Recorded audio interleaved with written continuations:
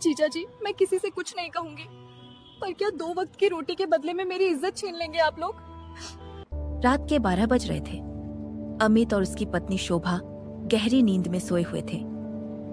तभी अमित को ऐसा महसूस हुआ जैसे कोई उसे हिला रहा हो। उसने झटके से आंखें खोली तो देखा कि शोभा दर्द से कराह रही थी। अमित तुरंत उठकर बैठा। पत्नी के माथे पर पसीने की बूंदें, उसकी सांसों की तेज रफ्तार और बिगड़ती हालत देखकर वह अंदर तक दहल उठा। 7 साल का इंतजार, अनगिनत प्रार्थना और डॉक्टरों के चक्कर के बाद मिली ये खुशी कहीं रेत की तरह हाथों से फिसल न जाए, इस ख्याल ने उसे भीतर तक झकझोर दिया।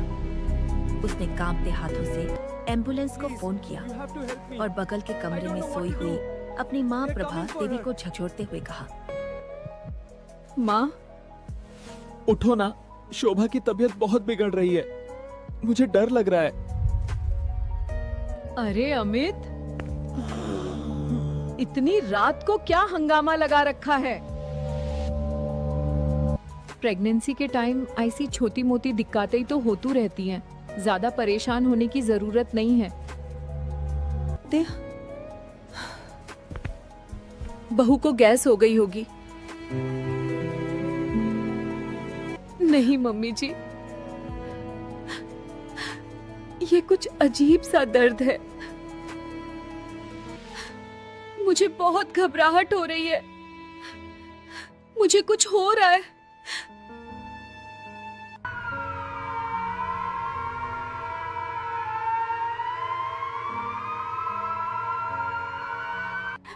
माँ, आप घर पर रहिए, मैं शोभा को लेकर अस्पताल जा रहा हूँ।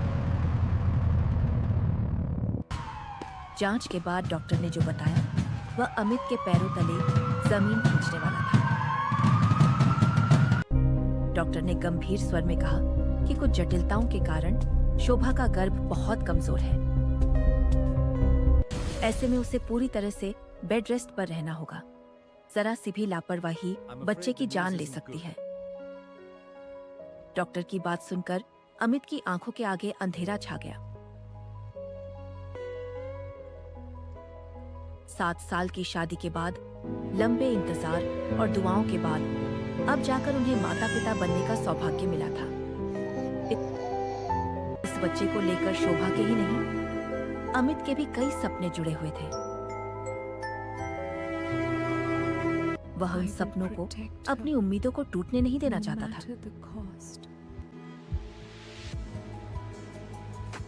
3 दिन बाद शोभा अस्पताल से घर आ गई। अभी उसका 5वां महीना चल रहा था, इसलिए उसे विशेष देखभाल की जरूरत थी। घर में अमित की माँ और एक काम वाली बाई थी, लेकिन प्रभा देवी खुद अपने घुटनों के दर्द से परेशान रहती थी और बाई पूरा समय नहीं दे सकती थी।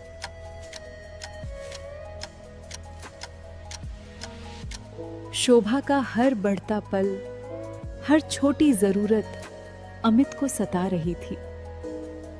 शोभा मायके भी नहीं जा सकती थी। ऐसे में अमित ने शोभा की माँ से बात की। बेटा, मैं नहीं आ पाऊंगी क्योंकि मैं भी बीमार हूँ, लेकिन मैं अपनी छोटी बेटी शालिनी को भेज देती हूँ, वो मदद कर लेगी।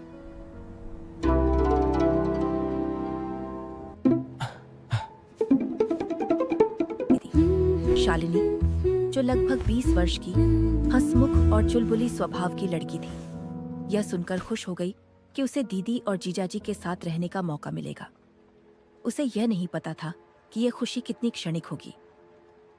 जैसे ही वह घर पहुंची, उसने आते ही पूरे घर और दीदी की देखभाल की सारी जिम्मेदारियां संभाल ली। पहले अमित जब ऑफिस चला जाता था तो शोभा अकेली और उदास रह जाती थी, लेकिन अब शालिनी की वजह से उसे बहुत अच्छा लगने लगा था। घर का माहौल खुशगवार हो गया। शोभा के मुरझाए चेहरे पर मुस्कान लौट आई। सब कुछ ठीक चल रहा था, लेकिन प्रभा देवी जब भी शालिनी को मोबाइल चलाते हुए देखती तो चिढ़ जाती। उन्हें लगता कि वह काम करने नहीं, आराम करने आई है। वे जब भी शालिनी को बैठा देखती कोई न कोई काम बताकर उससे उठा देती। शालिनी उनकी इस सोच को समझ नहीं पाती थी, लेकिन वह सहज होकर सारा काम करती रहती। उसने कभी एक शब्द शिकायत का नहीं कहा, बस चुपचाप अपने काम में लगी रहती। एक दिन दोपहर के खाने के बाद शोभा आराम कर रही थी और प्रभा देवी भी अपने कमरे में थी। शालिनी आज थोड़ी थकी हुई थी, इसलिए रसोई साफ किए बिना ही अपने कमरे में लेट गई और मोबाइल पर सहेलियों से चैट करने लगी। उसने सोचा, थोड़ी देर आराम कर लूं, फिर सब निपटा दूंगी। इसी बीच प्रभा जी रसोई में पानी पीने आई। रसोई की गंदगी देखकर उनका गुस्सा 7वें आसमान पर पहुंच गया। जब उन्होंने देखा कि शालिनी कमरे में आराम से लेटी हुई है, तो भड़क कर बोली, शालिनी, तुम यहाँ आराम से पड़ी हो और रसोई देखो कितनी गंदी पड़ी है।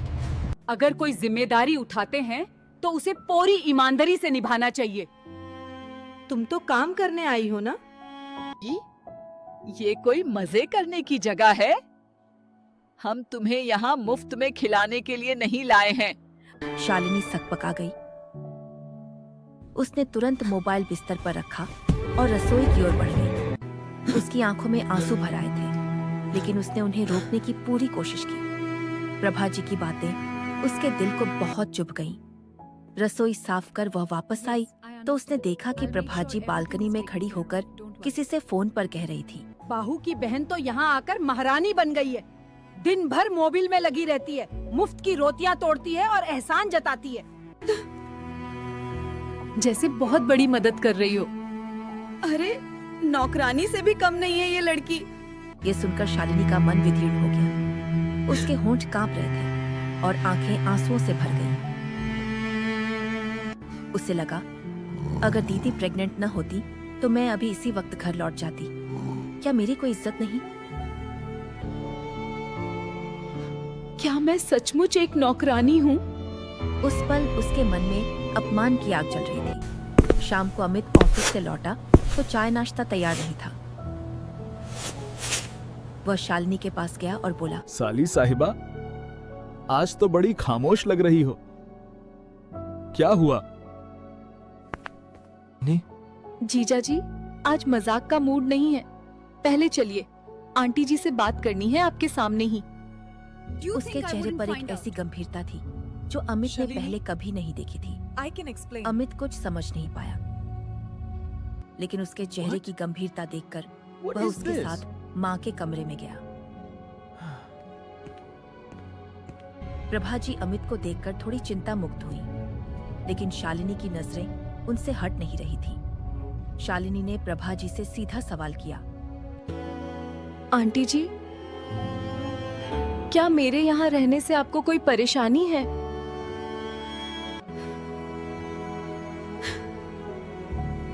क्या मैं आपको बोझ लगती हूँ? नहीं बेटा, ऐसी बात क्यों कर रही हो? आपने आज दोपहर फोन पर जो कहा वो मैंने सब सुन लिया था। क्या मैं कोई नौकरानी हूँ? मैंने कभी कोई शिकायत नहीं की, चुपचाप हर काम किया, लेकिन आप हमेशा मेरे पीछे पड़ी रहती हैं।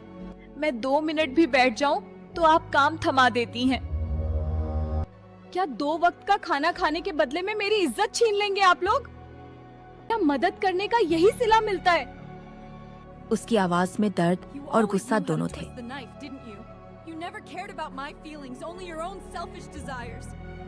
अमित शर्मिंदा हो गया। उसे समझ नहीं आ रहा था कि क्या कहे। उसने शालिनी से माफी मांगी और कहा, शालिनी, मुझे माफ कर दो, जो हुआ वो गलत था। मैं माँ से बात करूंगा, तुम शांत हो जाओ। उसकी आवाज में लाचारी थी। शालिनी बिना कुछ कहे रसोई में चली गई। अपमान का वह कड़वा घूंट उसे अकेला ही निगलना पड़ा था। डिनर के बाद अमित शालिनी से मिलने छत पर गया। शालिनी आसमान के अनगिनत तारों को देखती हुई खड़ी थी, जैसे उनमें ही अपना सुकून ढूंढ रही हो। अमित ने धीमी आवाज में कहा, शालिनी, जो हुआ वो गलत था। मैं सचमुच शर्मिंदा हूँ। माँ को मैंने बहुत समझाया है, उन्होंने अपनी गलती मान ली है। अब वो वैसा व्यवहार नहीं करेंगी। लेकिन मेरी तुमसे विनती है, हाथ जोड़कर प्रार्थना करता हूं, तुम ये बात अपने मायके मत बताना। माँ की इज्जत का सवाल है और घर में कोई बेवजह का तनाव नहीं चाहता। शालिनी ने कुछ देर सोचा। उसकी आंखें दूर आसमान के तारों पर टिकी थी। फिर उसने गहरी सांस ली और उसकी आवाज में एक अजीब सी पूर्णता थी जो उसकी उम्र से कहीं ज्यादा थी। ठीक है जीजा जी, मैं किसी से कुछ नहीं कहूंगी। धन्यवाद शालिनी, तुम कितनी समझदार हो। लेकिन शालिनी ने अपना वाक्य पूरा करते हुए अमित को चौंका दिया। उसकी आवाज में एक भीतर का तूफान छुपा था। क्योंकि दीदी को इसी घर में रहना है और मैं नहीं चाहती कि मेरे कारण उनकी जिंदगी में कोई और तूफान आए, चाहे मेरी कितनी भी इज्जत दांव पर क्यों न लग जाए। उस दिन के बाद से प्रभाजी ने शालिनी के साथ कभी दुर्व्यवहार नहीं किया।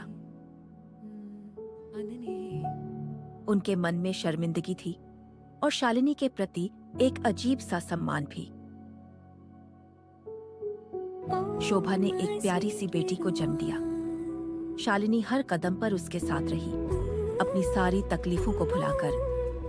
प्रभा जी मन ही मन शर्मिंदा थीं, क्योंकि शालिनी ने उन्हें कभी उनके व्यवहार के लिए ताना नहीं मारा, बल्कि अपने कर्मों से सभी का दिल जीत लिया। लेकिन क्या शालिनी का यह बलिदान उसे सचमुच सुकून दे पाएगा? क्या वह कभी अपने मन से उस अपमान को मिटा पाएगी, या यह उसके भीतर एक घाव बनकर हमेशा रिश्ता रहेगा, एक टीस बनकर जो कभी भरेगी नहीं? ऐसी और रोमांचित कहानी देखने के लिए वीडियो को लाइक और चैनल को सब्सक्राइब कर लें। धन्यवाद।